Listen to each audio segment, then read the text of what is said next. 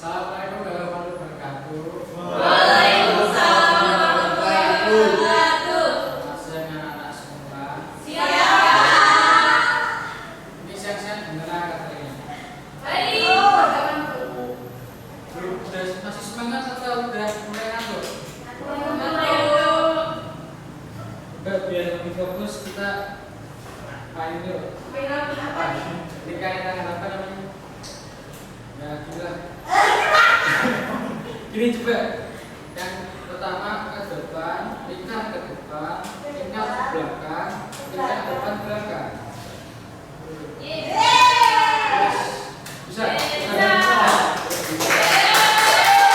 Masih fokus ya? Ternyata ya.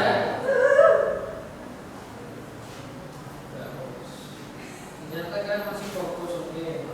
Nah, kemarin kita sudah membahas itu ya, cara penanganan konflik sosial. Nah, sekarang ini kita masuk dalam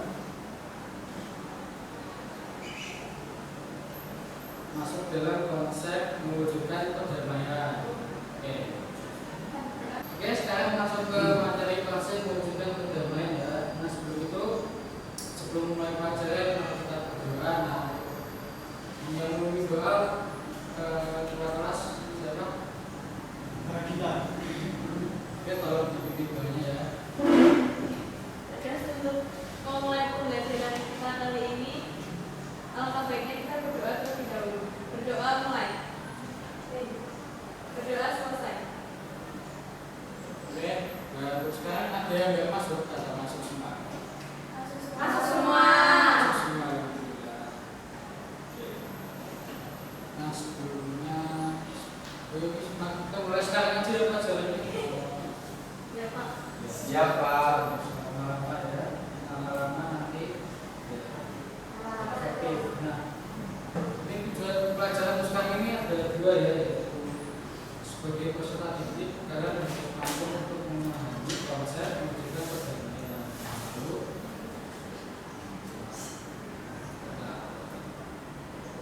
Nah, lalu yang kedua, peserta didik itu mampu untuk menganalisis bagaimana cara untuk membentuk sebuah perdamaian.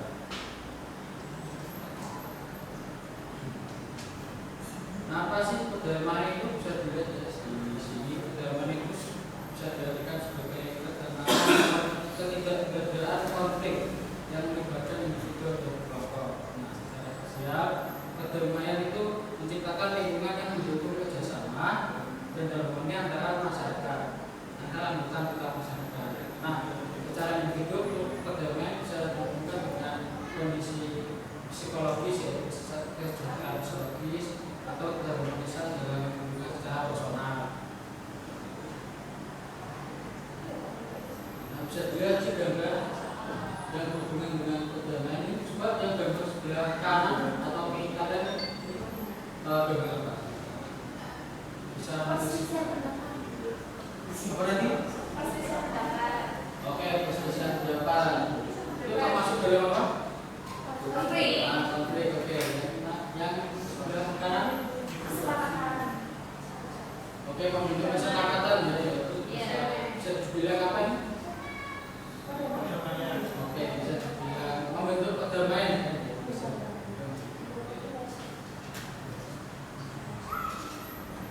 Nah, untuk membentuk perdamaian itu tidak bisa langsung ya. Harus mempunyai tahap-tahap dulu. Nah, hari ini kita ada 4 tahapan yang kita bisa lakukan untuk mewujudkan sebuah perdamaian. Ada tahapan yaitu A, preventive action atau tindakan preventif. Tindakan ini dilakukan dengan tujuan untuk mencegah adanya perselisihan. Jadi sebelum misalnya terjadinya konflik, kita bisa mencegahnya terlebih dahulu. Kita bisa melihat situasi-situasi yang ada dan ya, kita menganalisis situasi tersebut untuk kita dapat melakukan tindakan pencegahan. Dia bisa memberikan contoh untuk tindakan pencegahan konflik. Salah satunya mungkin dalam lingkungan pertemanan mungkin. Ya boleh antar teman. Menjadi hubungan yang baik. Menjalin hubungan yang baik, oke, mungkin ada lagi contoh-contoh untuk tindakan preventif mencegah konflik adalah apa? Oke, menghindari perdebatan dan bisa dibilang menghormati pendapat orang lain ya. Lalu yang kedua ada peacemaking. Nah ini peacemaking ini tindakan yang dilakukan dengan tujuan untuk mengakhiri konflik atau menciptakan perdamaian di antara.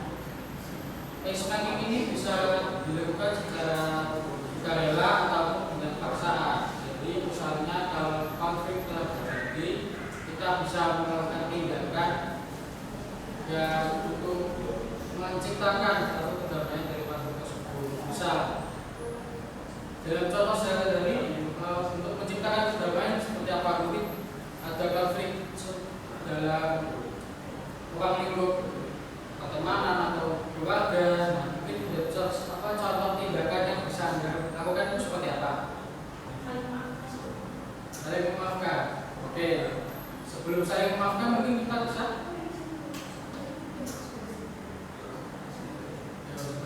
sebelum saling memaafkan. Kan misalnya kamu mempunyai masalah dengan misalnya saudaramu. Nah, kan untuk memaafkan kan sudah akhir, sudah perdamaian dengan memaafkan. Sebelumnya kita harus melakukan apa? Introspeksi diri. Oke, bisa introspeksi diri. Lalu setelahnya kita bisa berdialog untuk memecahkan masalah yang terjadi. Nah, dengan kita berdialog tersebut kita bisa saling memaafkan karena kita dengan yang mempunyai masalah tersebut bisa saling mengerti, bisa saling menyelesaikan masalah yang telah terjadi.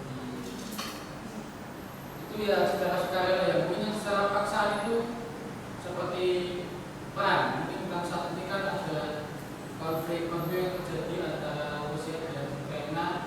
Ya, walaupun belum ada menengah, kan Rusia ingin mencapai apa itu namanya wilayah-wilayah dari Ukraina dan Ukraina ingin menjaga wilayah tersebut. Tidak. Dan dengan ini sudah ada upaya untuk menjaga perdamaian, tetapi belum efektif. Maka dari itu secara paksaan memang konflik ini harus diselesaikan antara kedua belah pihak, entah pihak Rusia atau pihak Ukraina. Sekarang ada peacekeeping. Tindakan peacekeeping ini dilakukan untuk kita menjaga perdamaian. Setelah konflik selesai, setelah perdamaian, maka kita harus kita perlu untuk menjaga perdamaian tersebut. Maka dari itu mungkin kita bisa beri contoh salah satu lagi, mungkin ada yang bisa menjawab contoh kita untuk menjaga perdamaian yang telah ada itu seperti apa. Mungkin ada yang bisa mencontohkan. Oke, kerjasama. Toleransi ya, jawabannya salah toleransi, tapi memang benar sih toleransi. Mungkin ada lagi. Ada pihak yang lain atau pihak yang lebih luas, mungkin ada lagi. Bisa dengan menjalin hubungan juga ya, menjalin hubungan. Bisa dengan kita dengan pihak lain, kita bisa menjalin hubungan diplomatis atau hubungan internasional. Nah, hubungan internasional tersebut kan bisa dilakukan untuk kita menjaga perdamaian dengan negara lain. Itu untuk contoh internasional ya. Lalu kita ada peace building, membangun perdamaian. Nah, tindakan ini dilakukan untuk kita agar kita dapat menciptakan kondisi perdamaian secara mandiri dan juga untuk mencegah terjadi konflik kembali. Mungkin ada yang bisa dicontohkan tindakan yang untuk menciptakan kondisi perdamaian secara mandiri, secara individu. Apa yang bisa Anda lakukan agar tidak terjadi konflik kembali antara teman Anda atau kelompok yang lain.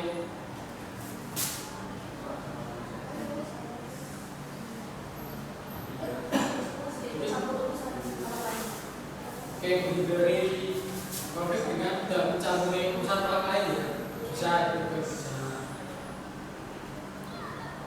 Mungkin salah satunya juga itu contohnya menjalin hubungan dengan kelompok lain misalnya, kan dengan kelompok circle kan biasanya circle kan suka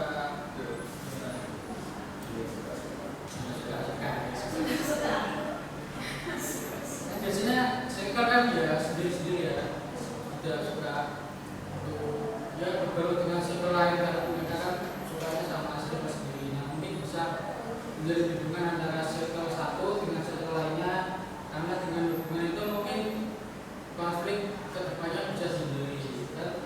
Ya, kalau kita tidak saling mengerti atau tidak saling berhubungan mungkin ada api konflik yang bisa itu ya terpancing terus bisa ya, istilahnya terbakar, bisa tercipta konflik jika kita tidak saling mengerti atas circle. Terus selanjutnya ada sikap dalam membangun kedamaian. Nah, kita kan sebagai masyarakat multikultural pasti banyak sekali perbedaan yang ada di kehidupan kita seperti pandangan, agama, lalu opini, suku dan lain-lain atau golongan juga bisa. Untuk kita dapat menumbuhkan sikap-sikap kedamaian. Nah, mungkin sikap-sikap yang perlu kita miliki itu apa sih? Ada yang bisa menunjukkan juga sikap-sikap yang perlu dimiliki seseorang agar kita bisa mencapai kedamaian. Ada yang bisa menunjukkan?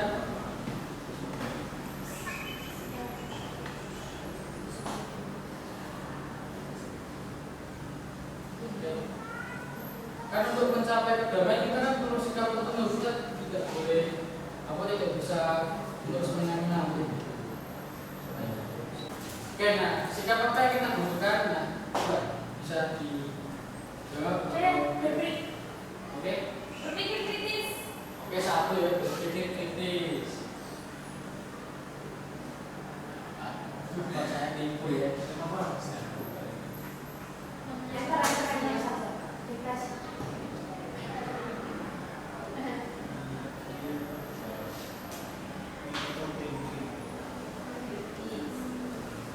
Ada lagi? Menumbuhkan sikap toleransi.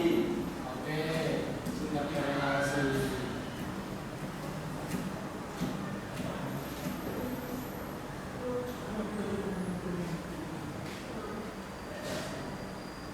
Oke, ada lagi? Oke, saling menghargai.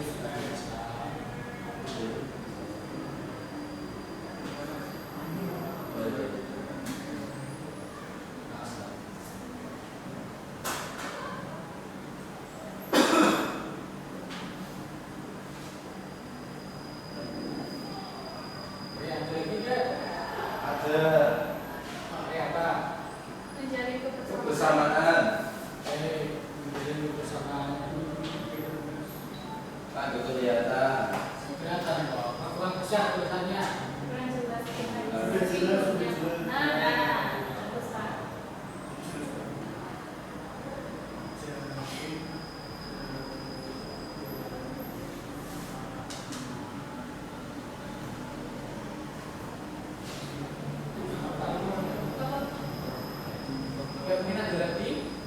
Atau sudah? Ya.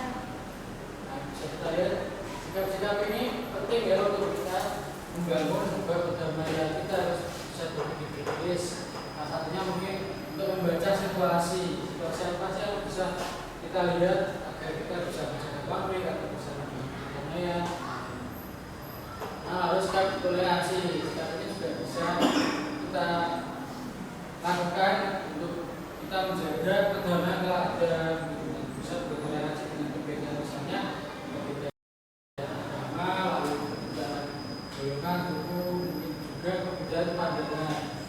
Nah, lalu saling menghargai. Ini penting ya, karena memang kita sebagai manusia harus bisa menghargai orang lain. Jika kita menghargai orang lain, maka orang lain juga akan menghargai kita. Nah, itu kita dapat bisa menjaga kedamaian yang telah ada. Nah, lalu kita bisa menjalin kebersamaan. Dengan kebersamaan ini kita juga bisa menjaga kebersamaan dan mencegah adanya konflik yang bisa kita terjadi, karena dengan kebersamaan kita bisa melalui misalnya rintangan bersama-sama, atau mungkin dalam kelompok kelas kita bisa melakukan tugas bersama, kerja kelompok bersama.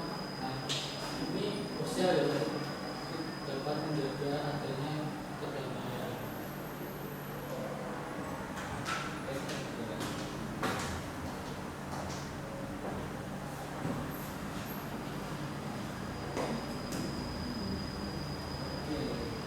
Masuk juga status begitu. Ada yang mau membantu saya? Iya. Angkat ini. Apa? Ya, di sini.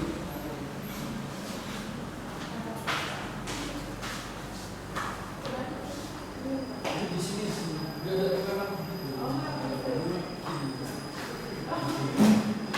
Dapat ini bisa dilihat sebagai apa? Ban mobil ya. Iya. Nah, di sini saya lihat. Terus kalau sini aja saya. Ya. Ya ini memang harus. Nah, misalnya kalian membayangkan ini sebagai kelompok-kelompok yang ada di masyarakat. Misalnya dalam konflik, kelompok-kelompok ini akan berjalan dengan sendirinya, tidak ada arahan, tidak ada kebersamaan, tidak ada hubungan apapun dengan kelompok lain ya. Oke. Jangan diadu dulu. Besar. Nah, jika kita dapat mewujudkan kedamaian, jika kita dapat mewujudkan kedamaian seperti ini ya, misalnya kelompok-kelompok besar ini yang dibawa sebagai beban ini berdamai dengan kelompok lain, kita menyatu ya. Oke.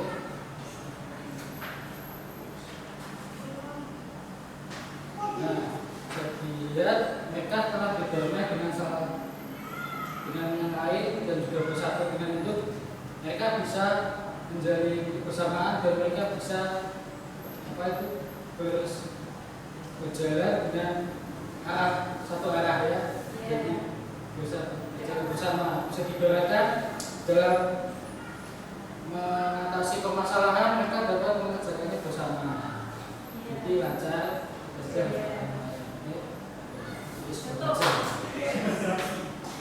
Bapak jatuh.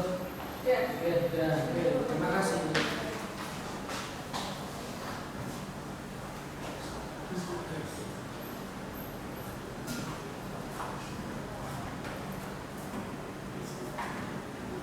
Lalu selanjutnya ada penugasan.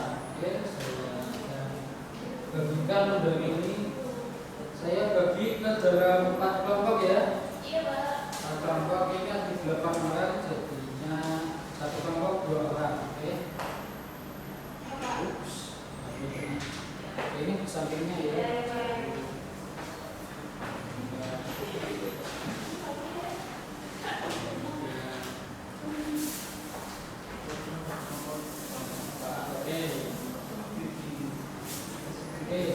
Bentar, ini saya berikan soalnya dalam grup kelas ya. Iya, ada.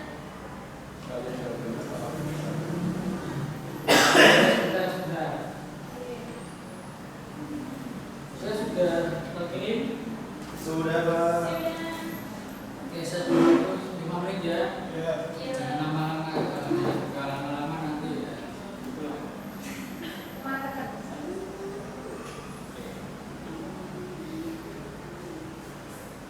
Sudah.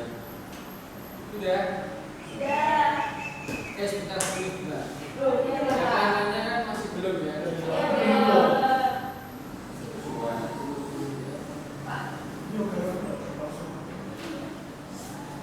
Oke, sudah semuanya. Sudah. Semuanya sudah, mungkin bisa salah satu yang maju. Ada yang mau maju? Ada yang mau maju? Oke, kamu mau maju? Maju. Ya, Abdul. Abdul. Dia masuk. Oke, kalau mau maju ayo.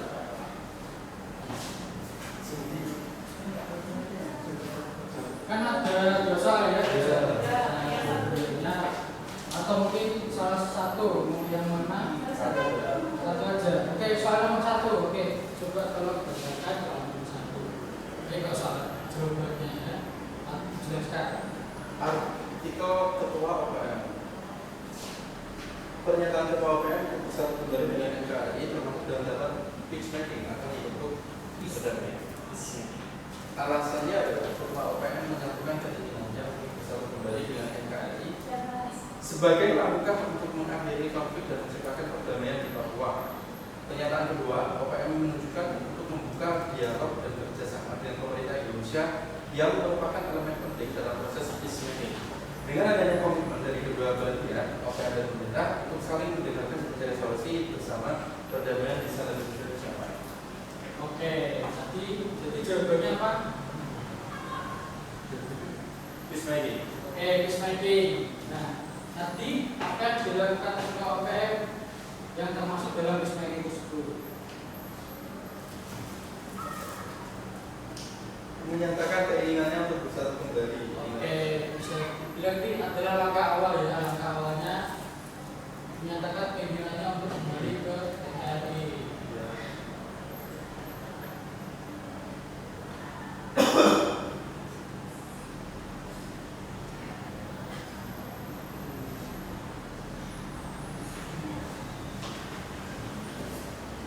Jadi bilang ini adalah langkah awal yang dilakukan oleh ketua OPM agar perdamaian betul terjadi antara organisasi OPM dan juga pemerintah. Oke, betul. Yang kedua, ada yang mau maju kelompok lain, kelompok ini bisa kembali. Oke, terima kasih banyak. Oke, siapa yang mau maju? Farida. Oh, oke. Oke, siapa Farida mau maju? Jawa. Oke, Jawa. Bisa maju. Oke, jauh. Nomor 2 yuk.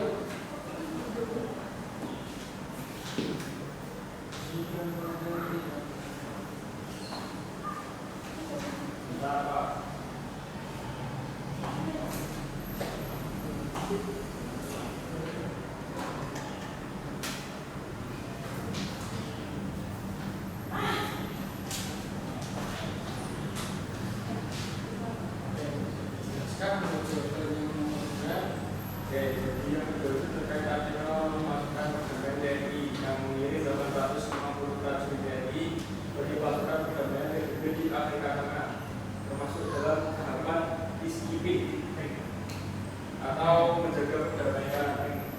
Alasannya karena prajurit TNI ditugaskan untuk membantu menciptakan rasa aman bagi warga Afrika Tengah, seperti yang disebutkan bahwa mereka menenangkan hati dan pikiran rakyat setempat.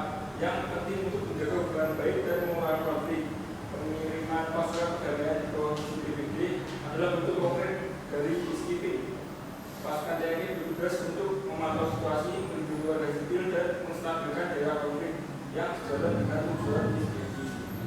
Oke, saya dimulai lagi. Itu pasukan perdamaian TNI yang berada sekitar sini ya, yang berada di bawah naungan PBB. Itu termasuk dalam peacekeeping ya, karena mereka menjalankan operasi penjaga keamanan yang ada di Afrika Tengah. Nanti di daerah mana?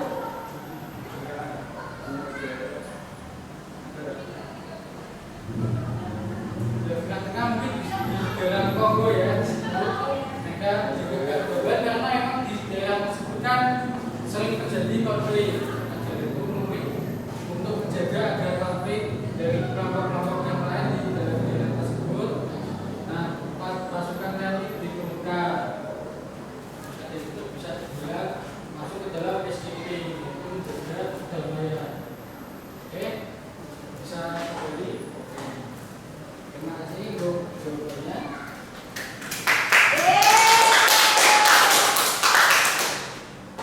Untuk saat ini tugasan sudah selesai ya. Sebelum itu saya minta anda semua untuk memberi referensi apa sih yang telah kalian pelajari pada kelas ini. Pada hari ini maksudnya ya, Bagaimana sih perasaan kalian saat mengikuti pelajaran hari ini?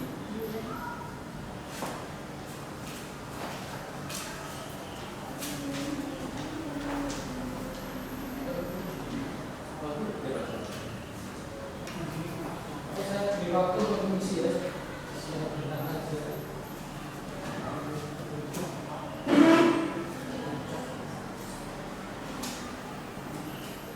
Oke, ada yang segera?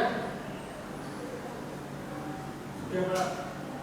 Oke, ada yang sudah bisa dibacakan. Apa sih yang kita dapatkan di pelajaran hari ini? Kalau berdasarkan pengalaman saya hari ini itu pelajaran yang dapat saya dapatkan itu kalau perdamaian tidak hanya soal penyelesaian konflik, tapi juga bicara sebagai hal kayak tindakan preventif, peacemaking atau perdamaian, peacekeeping atau